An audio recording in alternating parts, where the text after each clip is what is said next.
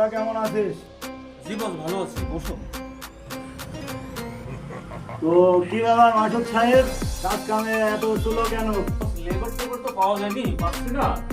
আর ডন বাদশার লোকজন খুব ঝামেলা করছে।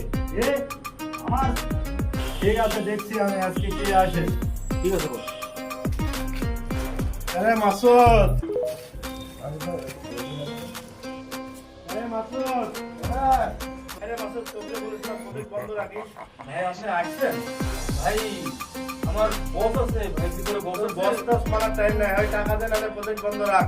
ডাক দে ভাই, বসে ডাক দে। ভাই টাকা দেবেন তো? আমার বসের ডাক ডাক দে। আছে তো? বস ভাই না না থাক, পরে। সালাম আলাইকুম। কি ব্যাপার মাসুদ সাহেব? বস, এই যে ডন বাদশার পোলাপান আসছে, চান্দা নিতে বস। কোন কি? চলো দেখি।